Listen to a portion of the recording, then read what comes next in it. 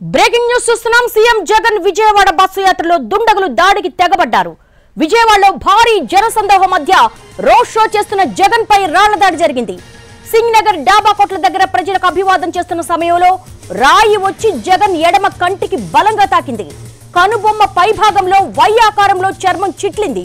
వెంటనే స్పందించిన సిబ్బంది అప్రమత్తమై బస్సు లోపలికి తరలించారు. బస్సులో ప్రాథమిక చికిత్స చేశారు. ప్రాథమిక చికిత్స అనంతరం జగన్ అదే చిరునవ్వుతో రోడ్ షో కంటిన్యూ చేశారు.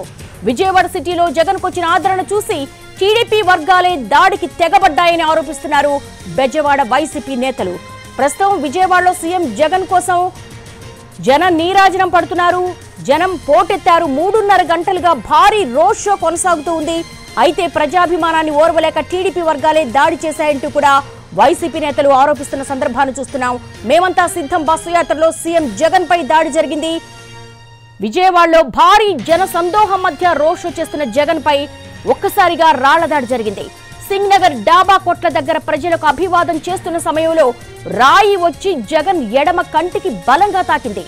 కనుబొమ్మ పై భాగంలో వై ఆకారంలో చర్మం చిట్లింది. వెంటనే స్పందించిన సిబ్బంది అప్రమత్తమై బస్సు లోపలికి తరలించారు. బస్సులో ప్రాథమిక చికిత్స చేస్తున్నారు. ప్రాథమిక చికిత్స అనంతరం జగన్ అదే చిరునవ్వుతో రోడ్ షో కంటిన్యూ చేశారు.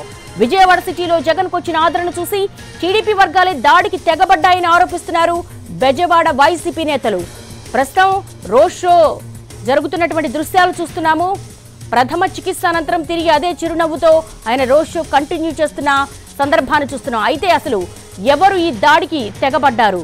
సెక్యూరిటీ సిబ్బంది ఉన్నారు, చుట్టూతా కూడా జనసందోహం ఉంది. ఆ సమయంలో కూడా విద్యుత్ సరఫరా కూడా నిలిచిపోయినట్టుగా తెలుస్తోంది. మరి ఎలా ఆ రాయి వచ్చి తగిలింది, ఎవరు ఈ ఘటనకు పాల్పడ్డారు అన్న దాని మీద ఇన్వెస్టిగేషన్ కొనసాగుతోంది. విజయవాడ బస్సు యాత్రలో దుండగులు దాడికి తెగబడ్డారు.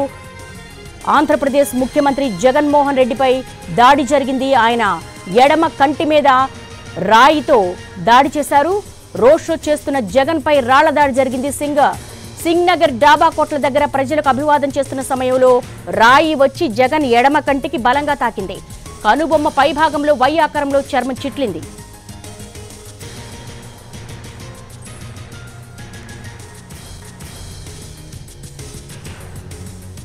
రోడ్ షో మధ్య జగన్ పై రాళ్ల దాడి జరిగింది. సింగ్ నగర్ డాబా కోట్ల దగ్గర ప్రజలకు అభివాదం చేస్తున్న సమయంలో రాయి వచ్చి జగన్ ఎడమ కంటికి బలంగా తాకింది.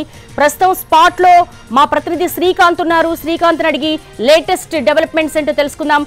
శ్రీకాంత్, అసలు ఏం జరిగింది? అసలు ఎక్కడి నుంచి ఆ రాయి వచ్చింది? ఆ సందర్భంలో విద్యుత్ సరఫరా లేదంటున్నారు. మీకు అందుతున్నటువంటి ఇన్ఫర్మేషన్ ఏంటి?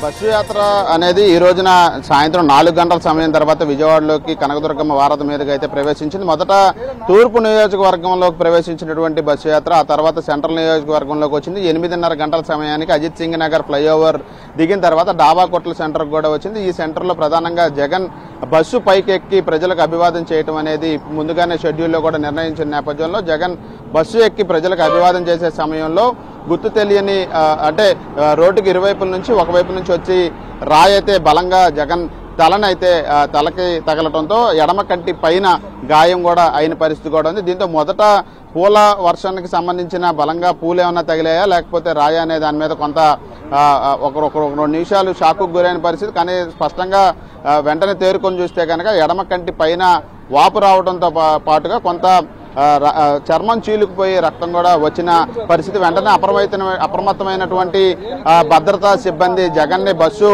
లోపలికి తీసుకువెళ్లి వెంటనే ప్రథమ చికిత్స కూడా డాక్టర్ హరికృష్ణ ఆధ్వర్యంలో అయితే ప్రథమ చికిత్స కూడా నిర్వహించారు. వెంటనే ఆ కంటికి సంబంధించిన గాయం ఏదైతే ఉందో దాని తీవ్రతను కూడా పరిశీలించారు. ప్రస్తుతం బస్సు యాత్ర కొనసాగించడానికి అవకాశం ఉందా లేదా అనే అంశాన్ని కూడా పరిశీలించి ప్రథమ చికిత్స చేసిన అనంతరం ప్రస్తుతం కొనసాగించవచ్చు అని వైద్యులు చెప్పడంతో జగన్ కూడా అదే గాయంతో చిరునవ్వుతో అయితే ప్రస్తుతం ఆ యాత్రని కొనసాగిస్తూ సెంట్రల్ నియోజకవర్గంలో బస్సు యాత్రని కంప్లీట్ చేసి ప్రస్తుతం గన్నవరం నియోజకవర్గంలో ఉన్నటువంటి ఆ ఏరియాలో కూడా ప్రవేశించారు. ఈ నేపథ్యంలో ఘటన జరిగిన సమయాన్ని ఒకసారి పరిశీలిస్తే 8:30 గంటల సమయం నుంచి 9 గంటల సమయం మధ్యలో ఘటన జరిగింది.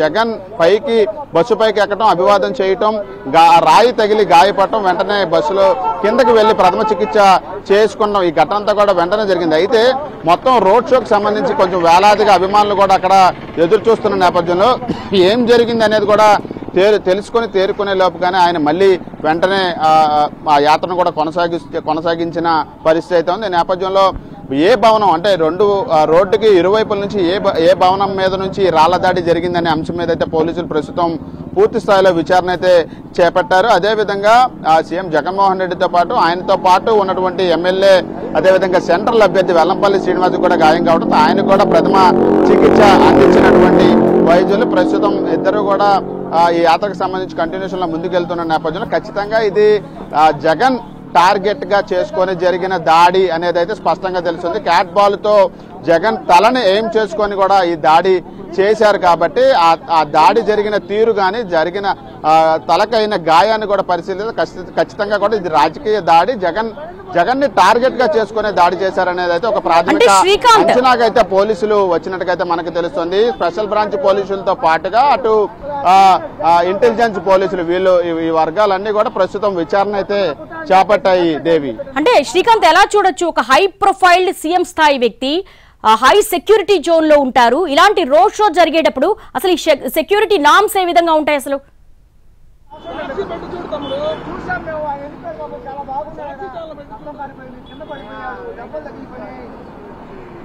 అంటే ఖచ్చితంగా కూడా జగన్మోహన్ రెడ్డి 3 అంచెల భద్రత పైనే ఆయనకి సెక్యూరిటీ కూడా ఉంటుంది. ఆయన దగ్గరికి వెళ్ళటానికి కూడా పూర్తిగా రోప్ వే ఉంటుంది. బస్సులోకి వెళ్ళి ఆయనతో పాటు ఉండే వాళ్ళకు కూడా ముందస్తుగానే సీఎం సెక్యూరిటీ పరిశీలించి అనుమతించిన తర్వాత మాత్రమే ఆయన్ని బస్సులోకి వాళ్ళందరినీ కూడా అనుమతిస్తారు. అయితే ఇది జరిగిందంతా బస్సు యాత్ర అనేది ఒక రోడ్ షో కాబట్టి మొత్తం ప్రధాన మార్గంలో కూడా జరిగింది. ప్రజలందరూ వేలాదిగా రోడ్డుకి ఇరువైపులా ఉన్నటువంటి రోడ్డుకి ఇరువైపులా ప్రజలందరూ కూడా ఎదురు చూస్తున్న నేపథ్యంలో వాళ్ళందరికీ సంబంధించిన అభివాదం చేసుకునే క్రమంలో భాగంగా ప్రజల్ని ఎక్కడా కూడా అడ్డుకునే ప్రయత్నం అయితే సెక్యూరిటీ అయితే ఉండదు కాబట్టి ఆ క్రమంలోనే ఎవరైతే ఈ రోడ్ షోకి సంబంధించి ఇరువైపులా ఎవరైతే ప్రజలు ఉంటారో వాళ్ళందరినీ కూడా జల్లెడ పెట్టే పరిస్థితి అయితే ఉంటుంది. కానీ పూర్తి స్థాయిలో అందరినీ కూడా ఆపే ప్రయత్నం అయితే సెక్యూరిటీ సిబ్బంది చేయరు. జగన్ కి చుట్టుపక్కల ఉన్న ప్రాంతాల్లో మాత్రమే పూర్తి స్థాయిలో ఈ సెక్యూరిటీకి సంబంధించి జల్లెడ పడతారు కాబట్టి ఈ భవనాల మీద నుంచి వచ్చిన అంశానికి సంబంధించి ఏం చేయాలనే దాని మీద అయితే పూర్తి స్థాయిలో విచారణ అయితే చేపడుతున్నారు. ఇది రాజకీయ దాడిగానే భావిస్తున్నాయి వైసీపీ వర్గాలు. తెలుగుదేశం పార్టీ వర్గాలే ఈ దాడి చేయించారనే దాని మీద అయితే కొంత క్లారిటీ రావాల్సిన అవసరం ఉంది. పూర్తి స్థాయిలో పోలీసులు కూడా పూర్తి స్థాయిలో ఈ అంశం మీద అయితే విచారణ చేపట్టారు. అంటే ఇంటెలిజెన్స్ ల్యాబ్స్ ఏమైనా కనిపిస్తున్నాయా?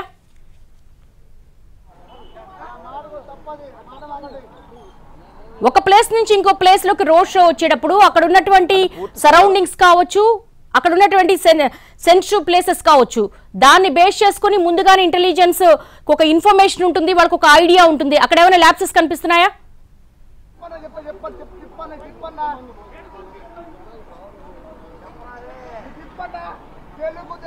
అంటే ఖచ్చితంగా కూడా జగన్ బస్సు యాత్రకు సంబంధించి ఒక రూట్ మ్యాప్ అయితే అన్ని అంశాలు పరిశీలించి సెక్యూరిటీ అంశాలు కూడా క్షుణ్ణంగా పరిశీలించిన తర్వాత మాత్రమే అనుమతి కూడా ఇస్తారు. కాబట్టి ఈ రోజు జరిగిన ఘటన ఇప్పటి వరకు జరిగిన 14 రోజుల్లో కూడా ఎక్కడా కూడా జరగని నేపథ్యంలో ఖచ్చితంగా ఏ అంశాలు ఈ దాడికి కారణమయ్యాయి అనే దాని మీద ఇంటెలిజెన్స్ తో పాటు స్పెషల్ బ్రాంచ్ పోలీసులు కూడా ఇప్పటికే ఒక రిపోర్ట్ ని సిద్ధం చేస్తున్నారు. దాడికి కారణమైన ఆగంతకులు ఎవరికి సంబంధించిన వ్యక్తులు ఎక్కడి నుండి వచ్చారనే అంశాలన్నిటి మీద కూడా ఇంటెలిజెన్స్ వర్గాలు కూడా ఆరా తీస్తున్న నేపథ్యంలో సెక్యూరిటీ ల్యాబ్సెస్ అనేది ఇప్పటి వరకు జరిగిన బస్సు యాత్రలో ఎక్కడా కూడా ఇటువంటి ఘటన జరగలేదు కాబట్టి విజయవాడలో జరిగిన దానికి సంబంధించిన పూర్తి వివరాలు అయితే అటు డీజీపీ ఆదేశాలతో పూర్తి స్థాయిలో పోలీసులు అయితే వివరాలు అయితే సేకరిస్తున్నారు. అదేవిధంగా సీఎం భద్రతా సిబ్బంది కూడా పూర్తి స్థాయిలో ఈ సెక్యూరిటీకి సంబంధించి అంశాలు ఇంకా ఏం మెరుగుపరచాలనే దాని మీద కూడా ఒక సమీక్ష నిర్వహించి రేపటి నుండి కంటిన్యూ చేయబోయే బస్సు యాత్రలో పూర్తి స్థాయిలో జగన్ కి ఇచ్చే రూట్ మ్యాప్ మీద కూడా ఏమన్నా పునరాలోచనలు చేసి కొత్త రూట్ మ్యాప్ ఇస్తారనే దాని మీద కూడా కొంత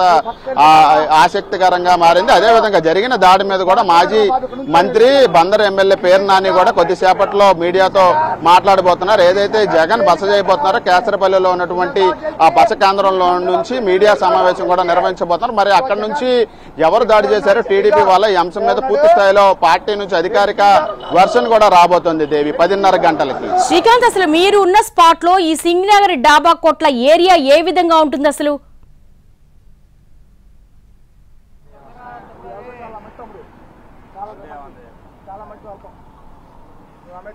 అంటే ఖచ్చితంగా కూడా సింగనగర్ ఫ్లైఓవర్ దిగిన తర్వాత ఖచ్చితంగా ఒక 500 మీటర్లు దాటిన తర్వాత నుంచి లెఫ్ట్ టర్న్ తీసుకోవాలి. తీసుకున్న మనం ప్రస్తుతం చూస్తే ఆ రోడ్డుకు సంబంధించిన ప్రధాన రహదారి మీద మనం ఉన్నాము.